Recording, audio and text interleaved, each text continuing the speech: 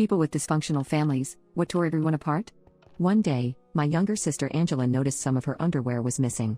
She went looking for them and found the missing items in my brother's room. However, they were wet and slimy. She immediately told our parents and their reaction was quite severe. That day, my 15-year-old brother Trey was hanging out in the basement, playing Xbox with his friends Tommy, Jake, and Ethan. Tommy and Jake are good kids, but I've never really liked Ethan. He was always looking for attention, which was annoying. My parents, in their infinite wisdom, decided to confront my brother about this in front of his friends. This was the biggest mistake of their life. A lot of hurtful things were said. Apparently, our mom said, "I knew you were weird but not this weird." My dad added, "I raised a predator." Hey Tommy, did you know you were friends with a disgusting predator? In the end, his friends left and my parents asked me to pick him up and let him stay with me for a couple of days. When I picked him up, he didn't utter a word and sat in silence. Trey spent most of his time in the room he was staying in at my place. He wasn't going to school. He would only come out for dinner, skipping breakfast and lunch. When I walked by his room, I could just hear him sobbing. I've never seen him cry before. Usually, when he's upset, he just has a stoic expression. What was said must have deeply hurt him. At the end of the week, our parents called and wanted to talk to him, so they came over to my place. I tried to engage him in conversation before their arrival, but he ignored me. When our parents arrived, they apologized to him. Over the week, they had noticed more of my sister's clothes in his room until one day, my dad caught the dog with my sister's clothes. But by this time, the damage had already been done. That little turd Ethan had gone around telling everyone about what a creep Trey was and that girls should be careful around him. At a high school, once a rumor becomes prevalent enough, it becomes fact, and so now Trey's reputation was destroyed.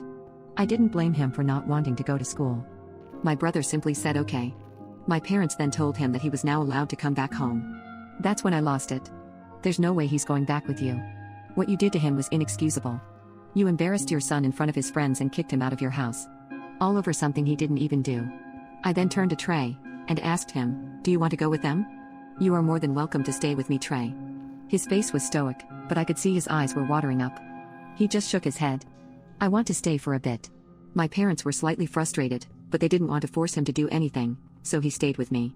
Over the next few days, it became clear that something was wrong with Trey, and his depression was getting worse.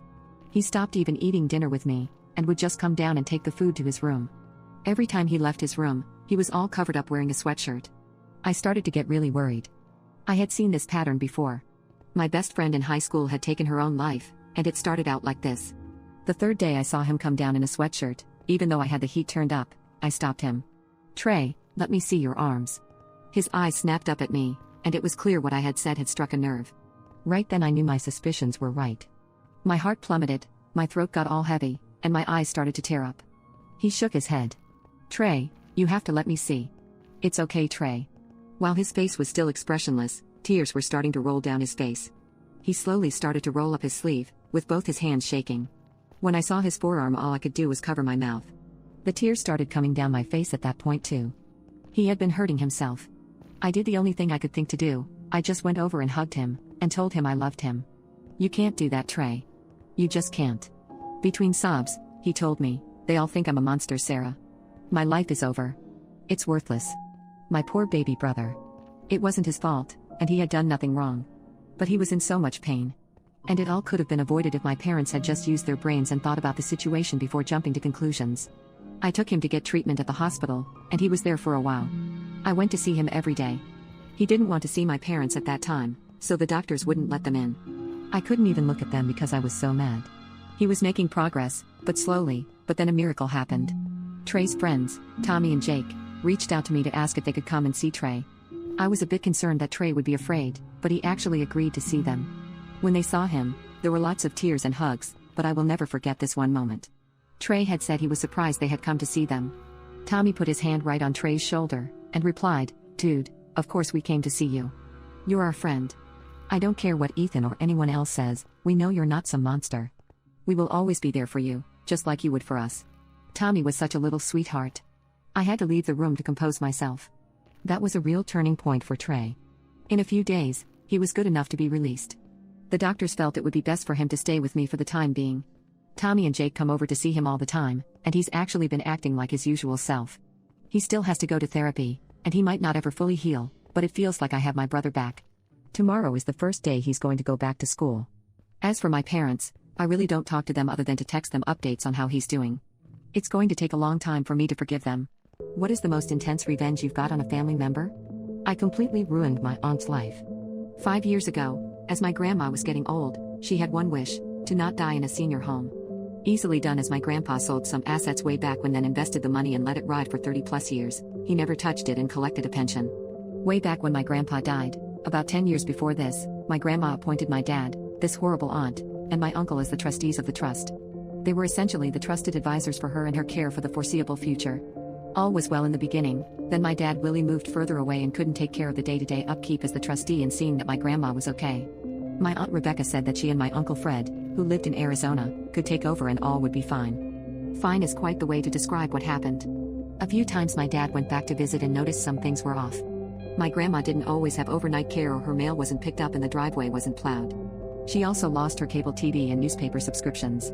My dad figured it just lapsed, so he had the services put back on. My dad also noticed my grandma was eating moldy food because her truck was sold and she had no transportation. She basically just chilled at the house alone and did crossword puzzles all day long.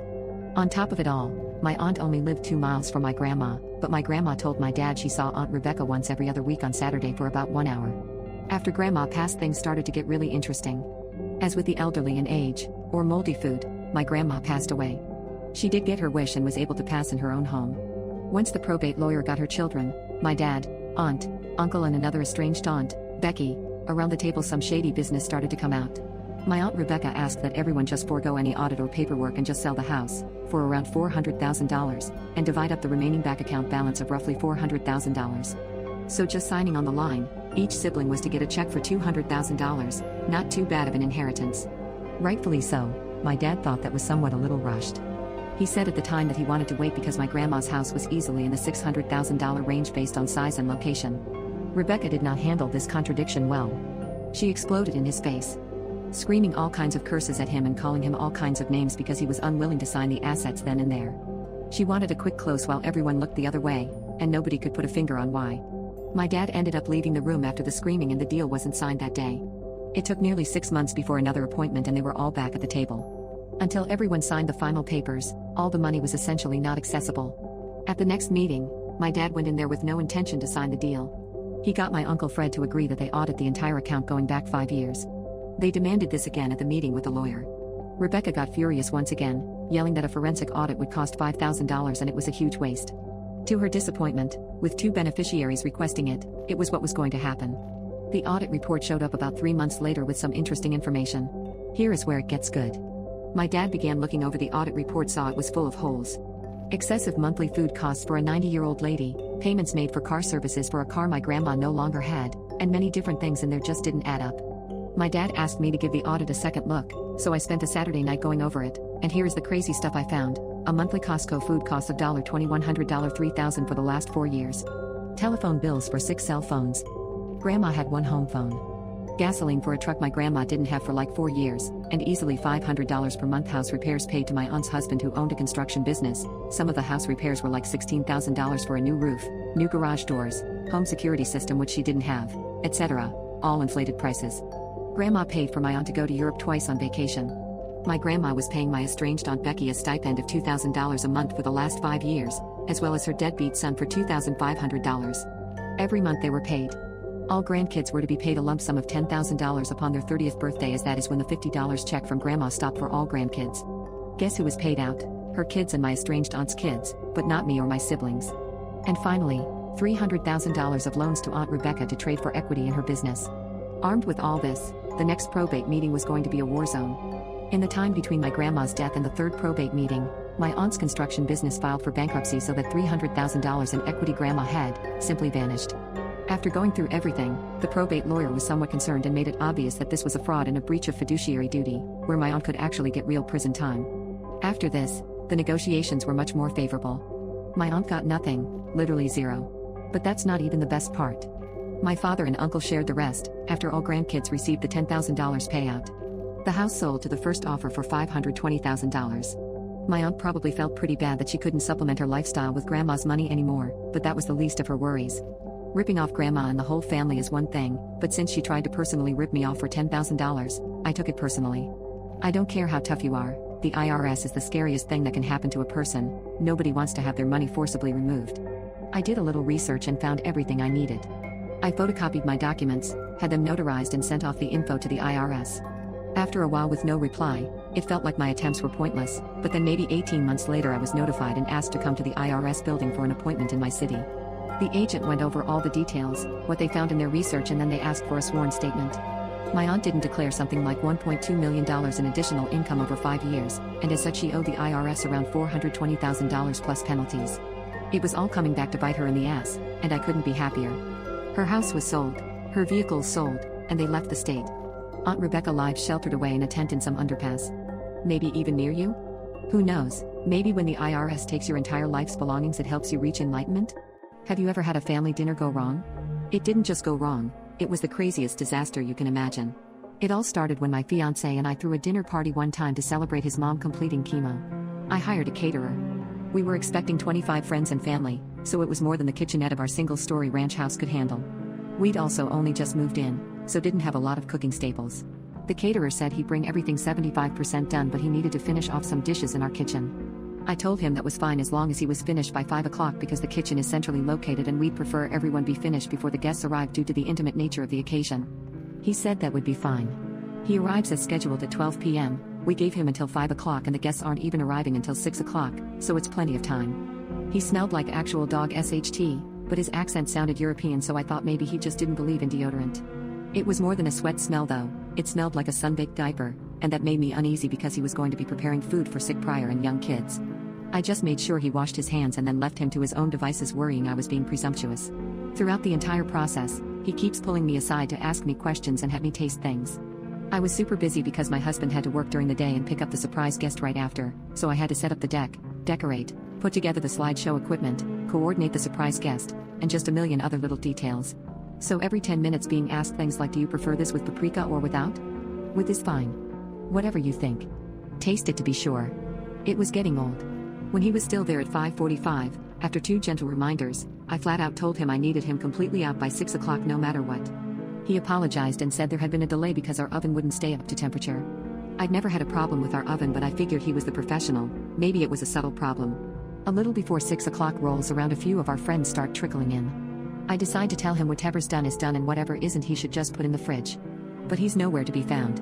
I go out on the deck to ask my friends if they'd seen him, and he's out there, alcoholic beverage in hand, out of his chef whites, and now in a tee and jeans, mingling with my friends. I walked out just in time for him to introduce himself to my cousin-in-law as a good friend of mine. Nope. Too weird for me. I met him in person for the first time barely 6 hours ago. I told him he needed to leave. Now. So he goes inside and gets his bag and makes a beeline for my bedroom. I'm taken aback. I say, "Excuse me? Where are you going?" And he says to change. So, first of all, we have a guest bathroom clearly visible. Second, why can't he wear a t-shirt and jeans at home? I tell him I'm not comfortable with him going in my room, but he insists it'll only be a second and goes in and shuts and locks the door. I couldn't even get a word out before he went in and felt helpless. I was going outside to ask one of my friends to help me usher him out, but at that point, my fiancé got there, with my aunt-in-law. I had to explain the situation to him, nearly in tears at that point, and he was like, "What? He went into the bedroom? Why?" So he pounded on the door. And the caterer came out, still in a t-shirt and jeans, and my fiancé said, "You shouldn't be in there. You need to leave." And the caterer said, "Excuse me, but this is not your house, it is not up to you to decide." And my 6'4", 260-pound fiancé tells him, "Yes, actually, it is his house." And puts a hand on his back and guides him to the door. The caterer says, "I thought she lived here." And he says, "Yes, my fiancé lives here with me." And the caterer goes nuts. He turns to me and screams, "You lied to me, you BTCH." I have no clue what he's talking about. He starts yelling about how I lead him on and calling me a BTCH some more. I don't know who he thought the man in the pictures with me around the house was. So my fiancé says, "Oh no, you won't talk that way in my house. Find the door." And the caterer goes into the kitchen and starts throwing the trays of food out of the refrigerator and on the floor. At that point, my fiancé realized 2 of his brothers had come in and were on the deck. He signaled to them and they came inside, and he basically said, "This guy is harassing my fiancé." Since they're a family of all boys and my fiancé is the first to get married, they don't get to flex their protective muscles too often and jumped at the chance to toss this guy out. The party then went on as planned, but I insisted we just order pizza and throw out all the food he made. My fiancé and friends kept saying, "Isn't that a bit much?" But I was insistent. We went out late drinking with his brothers and got home around 3:30 a.m. and passed out in our room. At around 5 a.m., I was woken up by the sound of the door opening. I figure either we forgot to lock the door in our drunken stupor and it blew open, or one of his family forgot their keys or something in the house and didn't want to wake us.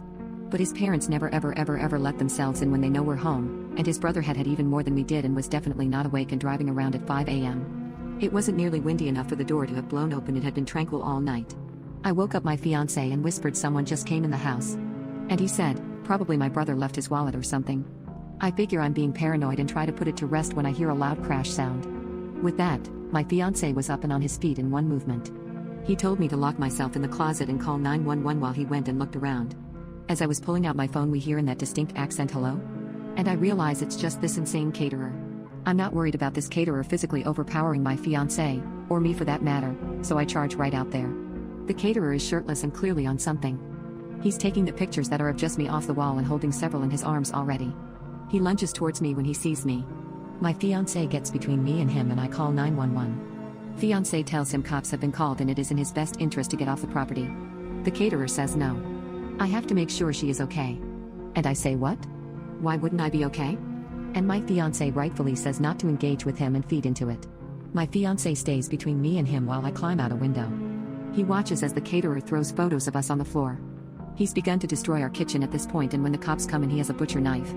My fiancé considered going for the gun safe when he first got the knife since we live in a stand your ground state, but he decided the situation was hectic enough without introducing a firearm. The caterer doesn't obey police orders to drop his weapon and he says he isn't leaving without me, so they tase him. It's lucky for him that he only got tased and he didn't antagonize my husband into squashing him. As he's led out in cuffs he's shouting how he and I are in love, and it figures I chose a macho thug over a sweet sensitive artist like him, and all women are the same. He continues on this tirade the entire time police are reading him his rights. The police ask us to do an inventory of the house and see if anything was missing or damaged besides what we witnessed him do. We go around and there's nothing. But then I remember he was in our room yesterday and go through the room. All my panties from the dirty laundry hamper were gone and my toys had been moved from where I kept them. We were so freaked out in the aftermath that we replaced all our kitchenware and toothbrushes, sent our sheets to be professionally cleaned, and had a cleaning crew do a deep clean on the whole house. He sent me a letter from prison that thankfully my husband intercepted because I was still recovering from the whole thing. We gave it to the police who helped us get issued a no-contact order. He was sentenced to 3 years in prison. What is the most disturbing piece of family drama you know of? My daughter is having a baby with my childhood best friend. I'm a 38-year-old female and my best friend, Jamie, is 37. Jamie and I have been friends for most of our lives, and at one point I considered him to be my soulmate. He was always by my side when I needed him and he comforted me when I got my heart broken. I got pregnant with my daughter, Sam, when I was in high school. I was pregnant in my graduation photos, standing next to my current boyfriend. Jamie never liked him, but he never liked any of my boyfriends. I didn't know at the time, but Jamie was secretly in love with me since we were 14. When Sam's father left me, Jamie was there. I was so grateful to him for helping me as a single teen mom. He always made sure our fridge was full, and he would help out with things around the house when I was just too tired. He would watch Sam when I would go to work and he loved her like his own daughter. She even started calling him Uncle Dad. This tenderness towards my daughter made me see Jamie in a different light. We started sleeping together every night and eventually he moved in. We never officially called each other boyfriend and girlfriend, but we were something. We were blissful for 3 weeks. What separated us was me. I made a mistake. I went to Sam's father's house for his birthday. He whined to me that he would be alone for his birthday and he wanted me and his daughter with him and nobody else. I agreed. Our daughter fell asleep early, so we watched a movie and started drinking. One thing led to another and we slept together, unprotected. I kept it a secret from Jamie, but I couldn't any longer when I found out I was pregnant. I knew it was my ex's because Jamie and I used protection and the timeline fit from his birthday. I told Jamie that I would be going back to my ex. He was furious, but begged me to stay, and said maybe the baby was his. We knew it wasn't. I apologized, took my daughter, and left. We lost contact for a while. He met a woman and had 2 kids with her. When she was pregnant with her second, Jamie found and reached out to me through Facebook. We started up our friendship again and it felt like when we were kids. I really missed this Jamie. Now I'm married to a different man than my kid's dad. My husband, Jerry, knows nothing about me and Jamie's past, and Jamie and I kept boundaries. Jamie was happy in his relationship when we reconnected. However, after the second baby, the relationship fell apart and he became the single man of our friend group. My husband acts like he and Jamie have been friends forever. Jerry even calls Jamie my son, although they are the same age. Jamie was even there for us when Sam told us she was pregnant at 17. I cried in Jamie's arms because my daughter was pregnant in her graduation photos. I was ashamed of myself and of my daughter for following my same path. Jamie pulled me out of my depression. I had to take care of Sam's daughter, my granddaughter, after she was born. Sam got hit hard with depression. Her pregnancy was caused by a one-night stand, and she didn't even have the respect to tell the boy he was soon to be a father until she was 8 months pregnant. When she told him, he decided to do the noble thing and he proposed to her. They were engaged for nearly 2 years. The relationship was rocky because it started between two total strangers that are teens with a newborn. So, I was the main babysitter. Jamie was there to help. Jerry is a truck driver, so he is gone more often than he is around. It started to feel like old times. Me, Jamie, and a baby girl. Then Sam and her baby daddy broke up because of parental duties. Sam did not want to be a mom. Upon their breakup, my daughter had a total meltdown. She'd sleep all day and night while the baby cried. At one point, my granddaughter was crying and Sam went into her room and shook her while screaming. I stopped her before any damage happened and I had a long, stern talk with my daughter. I told her that she was not fit right now to be raising a child. She said she agrees, that she and her baby daddy have already filled out paperwork for my granddaughter to be put in the hands of a family friend. I was heartbroken that they didn't choose me, if anybody, to raise my granddaughter. My daughter looked at her baby and said she wished she didn't become a mother. I told her she didn't mean that she was in a dark place right now. After my granddaughter was gone, Sam was in a dark depression for a while until she moved out. She dated a few different people, and had her heart broken, but at least she was living. I was heartbroken but trying to move forward. Jamie and I kept in touch, and I'm ashamed to admit that we slept together a few times while my husband was away. I slept with Jamie over Christmas when my husband was gone as a one-time thing as we were both lonely. Then a year ago, Jamie came on to me at a family bonfire. He stayed behind to help clean up and we ended up being intimate. It was more emotional than I was prepared for, and he told me he loved me after. I was completely not for it. I told him I was sorry but I loved my husband and I was okay with something just casual. He said he didn't want casual and he respected my decision.